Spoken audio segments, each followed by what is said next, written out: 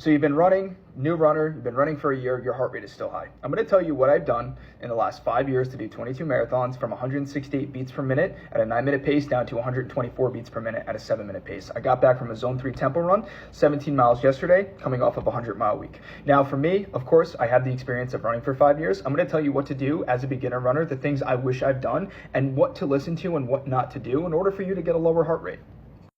The first thing I wish I never did was zone 2. I was with a coach that told me to do zone 2 5 times out of the week. I wasn't getting faster. I wasn't getting stronger. Then I just ran at a 9-minute pace, 168 beats per minute for 4 months. I gave myself no choice but to hit that pace until my heart adapted. Now, zone 2 is a great maintenance tool and it's a great base building tool. However, once you get to a point where you want to lower your heart rate and you want to get faster, it's time to build in your actual lactate and your actual progressions, your tempos 3-4 times a week, maybe 5 times a week, depending on the athlete. Your zone 2s are now a maintenance. They're now a recovery tool. Why I don't like zone 2 is everybody preaches it. Yes, I understand it's there, and once you build a base, it's great, but get rid of it because it's not going to give you the stimulus that you need. We adapt under stress. We get bigger in the gym by going to failure and eating in a calorie surplus. Same thing with your heart. It's a muscle. It needs to adapt under stress. The way that you do that is you stress it with speed workouts. Speed workouts are not only going to get you faster. Zone 2 will never do that. It doesn't make sense. It's like saying I'm going to lose 100 pounds eating pizza or deadlift 135 pounds every day and one day expect to lift 405. Doesn't happen. So when we do our speed workouts, the most important thing to remember is your heart is going to lower and adapt because your stroke volume increase. Your stroke volume is basically how much blood your heart pumps every time it beats. The more blood that you pump, the less time it beats. You only get that in a zone 3 to zone 4 adaptation. You will never get that in a zone 2. That's how you lower your heart rate. So you have to stress it there and allow your heart to adapt its stroke volume. So I'm going to touch on this again, touch on it in part 1, going to back it up a little bit scientifically from my experience. I was once obese, and diet and nutrition is the most important thing. Depending on how much body fat you have, you can be in a deficiency and lose weight until it doesn't work anymore, and then you need to adjust. I never ate carbs, and it fucked me. Now, what I mean by that is carbohydrates are the most important thing for endurance athletes, especially if we want to lower our heart rate. We're going to be training in a zone 3 to zone 4, which means we're burning carbs and not fat. Fat is in a zone 1 to zone 2.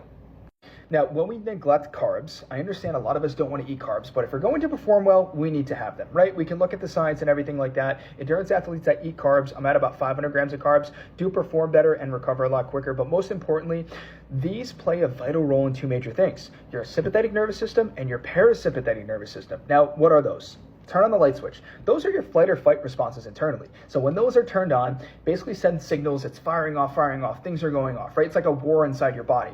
Your heart rate's gonna be jacked up, your blood pressure, your glucose is gonna be off, your resting heart rate's gonna be high. And if that is on all the time, when you go into training, your heart rate is never gonna be where it needs to be. So we need to look at your calories in, calories out, make sure you're at maintenance, and make sure the carbohydrates are structured around training so you're fueling your body properly. And those fight or flight, your parasympathetic and your sympathetic nervous system, are regulated. You know, if those are not regulated, your cortisol is high, and that means your heart rate's always going to be elevated. The last thing to talk about that everyone needs to do is find their sweat rate, find their sodium. This right here, and find their hydration as well.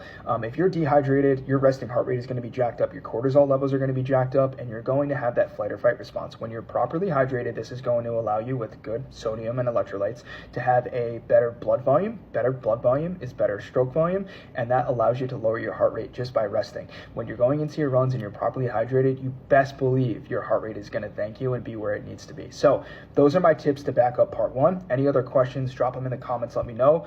Curious to what other people are doing, but again, I go against the grain, I went against the grain. This is what works for me. I don't agree with certain styles of training when it comes to just staying in zone 2 all the time. I run 14 times a week, double days, sometimes 10 is my lowest. I go from there. My diet and nutrition is 4,000 calories, 500 grams of carbs. We could talk about that. My sodium, my hydration, sometimes I'm overhydrated and I feel it, but my heart rate is still where it needs to be. So that's how I've lowered it based off science, based off of what I've done for my body.